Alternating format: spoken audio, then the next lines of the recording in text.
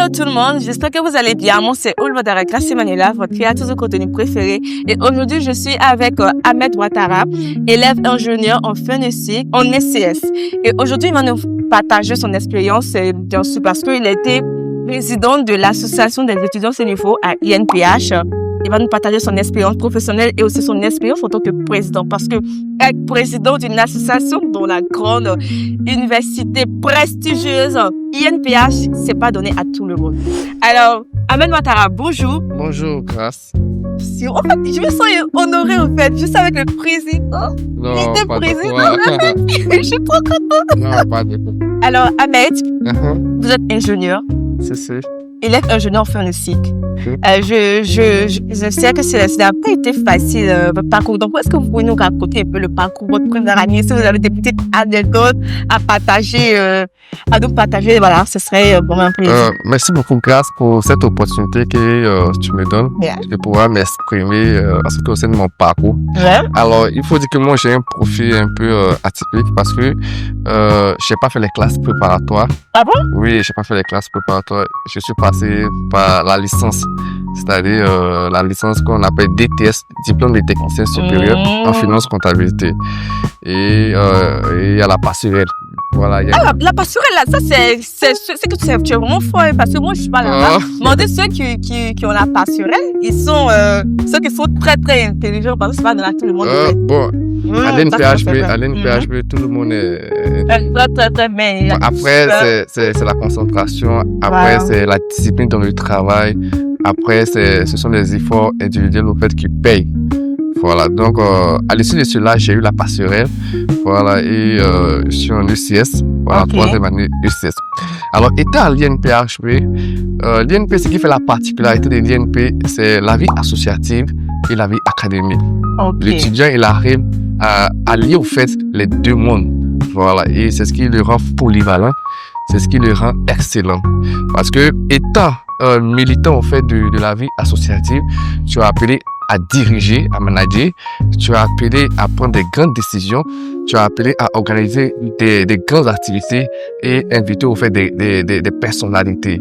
Et ces aptitudes que tu adoptes au fait, que tu incarnes au fait dans cette vie te permet au fait de pouvoir te distinguer sur le marché, sur le monde professionnel. Ok. Alors moi, ma question, c'est de savoir pourquoi ils ont choisi toi pour être à la tête, pour représenter les étudiants des étudiants sénéfaux à l'INP. Pourquoi toi? Tu t'es présenté ou bien tu as été choisi, je sais pas. Pourquoi moi? Parce que les membres ont vu en moi un homme de vision, voilà. Un homme qui peut porter au fait l'association, un homme qui peut véhiculer, qui peut partager sa vision à travers tous les membres. Donc pourquoi moi? Parce que j'incarne la culture sénéfaux. Le sénéfaux, partout où il est, il va chercher à valoriser sa culture. Pourquoi moi? Parce que les membres m'ont fait confiance en tant qu'un leader. Voilà. Et ça, je pense que c'est bon slogan, non? C'est le gars de UCS. Oui, UCS, c'est les gars des leaders. Oui. Ok, d'accord. Et j'ai une prochaine question. C'est de savoir comment tu arrives à associer les deux. Ce poste de responsabilité et en même temps ta vie en tant qu'étudiant et tout. Comment tu arrives en fait à associer les deux? D'accord, très belle question. Je dirais que c'est l'organisation. Il faut être très organisé. Il faut savoir ce que tu cherches. Il faut être discipliné dans le travail. Parce que la discipline, elle prime sur tout. Tu peux faire un programme, tu peux établir un programme pour dire cette semaine, je vais me consacrer uniquement sur l'association. La semaine prochaine, je vais me consacrer sur mes devoirs et autres. Mais il faut être discipliné pour pouvoir respecter au fait ce programme. Donc, je dirais l'organisation. Si tu n'es pas organisé, tu ne pourras pas allier ces deux mondes. Donc, il faut être rigoureux au fait envers soi-même. Ça, c'est le principe de base. Est-ce que il t'est arrivé un moment d'abandonner en fait cette autre tâche que tu avais étant président? Est-ce que c'est oui, il m'est arrivé parce que je devais organiser notre activité, la journée de l'étudiant sénéfaux, où on a invité des grandes personnalités, où Koné Doussongué, le milliardaire Koné Doussongué était le parrain.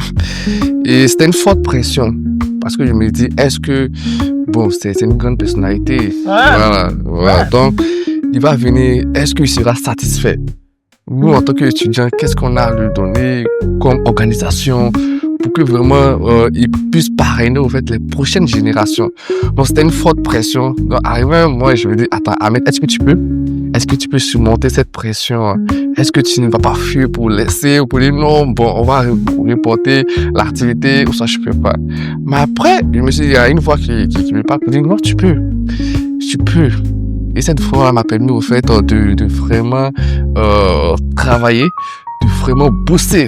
Et cette période-là, c'était pas vraiment facile en classe.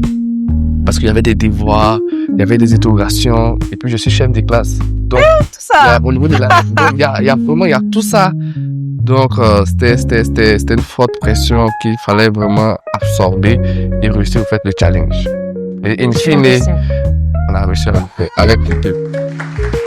Non, c'est bien. Vraiment, Ahmed Ouattara, je sais pas comment je vais vous expliquer, mais c'est cette nouvelle génération-là qui incarne l'excellence.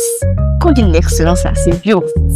Alors, j'ai une autre question. D'accord. C'est de savoir, pendant ton parcours à INP, y a-t-il une expérience qui t'a beaucoup marqué, une expérience que tu vas jamais oublier? Quand tu te rappelles de cette expérience, tu allies cela avec ta vie à INP. Est-ce qu'il y a une expérience qui t'a particulièrement touché avec lui? Effectivement, c'était mon admission à l'INPHP. Et quand le résultat est sorti, le lendemain, je vois, il y a mon parrain qui m'appelle, une personne que je connais pas. Et puis la personne m'appelle pour dire, bonjour monsieur, c'est monsieur Ouattara. Mais oui, et je suis ton parrain à l'INPHP, c'est moi je vais te suivre, c'est moi je vais t'accompagner dans toutes les procédures, dans toutes les démarches, voilà, en termes d'inscription et autres. Là, j'étais vraiment dépassé. Bon, je me voyais, attends, c'est sérieux là. Et arrivé à l'INP, Vous voyez tout ça? je vois le même parrain qui prend mes bagages, mon parrain en question qui prend mes bagages et qui cherche vraiment à me nourrir, qui cherche vraiment à m'installer, tout ça. Attends. Le parrain en question, si tu vois cette vidéo, merci vraiment. Est-ce que tu as un mot pour dire? Oui, tu as un mot à dire merci beaucoup, parrain. Ça, je ne vais jamais oublier. Voilà. Mais ce parrain n'a pas de nom? Parrain cadet, ouais, on l'appelait parrain cadet. Coucou, parrain cadet. Donc, ok. Non, c'était ça. Et puis, parrain Abdourazak. Voilà, parrain Abdourazak. Donc, ils ont soulevé les bagages, ils nous ont installés. Attends, je comprends. Attends, tu avais deux parrains?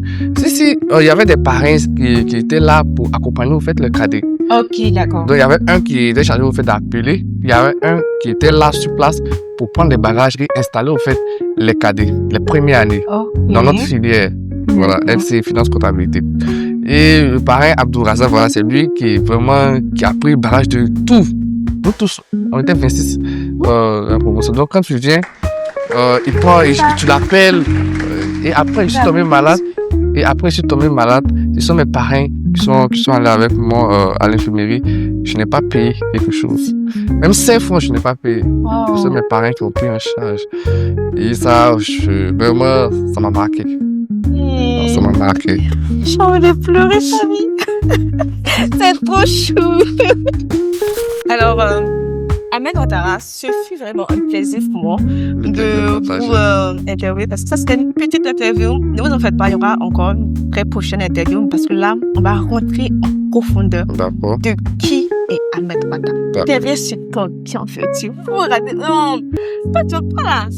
Ahmed, il faut que tu sais les attentes. Oui, je suis célibataire. Mais qu'on est YouTube, c'est pauvre pays. Un pauvre pays. Alors, Ahmed Ouattara, est-ce que vous avez un mot de fin à nos petits? Est-ce que vous pouvez donner en même temps un conseil à des gens, à des personnes qui veulent rentrer à INP, mais qui se disent que, mais INP, est-ce que je pourrais rentrer là-bas? Parce que là-bas, il faut être intégré. Est-ce que je pourrais arriver là-bas? Alors, il t'écoute, les gars. Déjà, merci beaucoup grâce pour cette belle initiative. Je t'encourage vraiment. Ça permet vraiment d'interagir avec la jeunesse. Voilà. Et tu incarnes cette excellence. Voilà. Alors, mon conseil à l'endroit, au fait, c'est-à-dire de mes jeunes petits frères, voilà, de toujours persévérer, de croire au fait en son rêve, de croire à son destin, c'est-à-dire de se fixer des objectifs. Parce que l'INPHP peut faire partie de tes objectifs. Et c'est un objectif d'INPHP. Il faut mûrir cet objectif. Depuis la classe de seconde, il faut travailler pour atteindre ces objectifs en ayant fait de bonnes notes de travail. Alors, bien évidemment, tu peux rentrer à l'INPHP, mais c'est par le travail et c'est par l'excellence.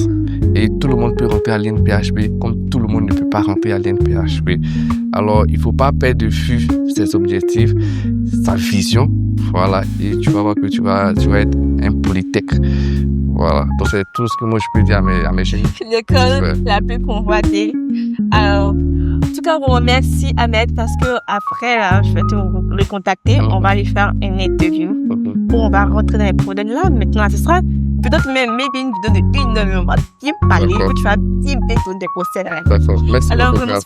Merci beaucoup, le plaisir est partagé. Merci beaucoup.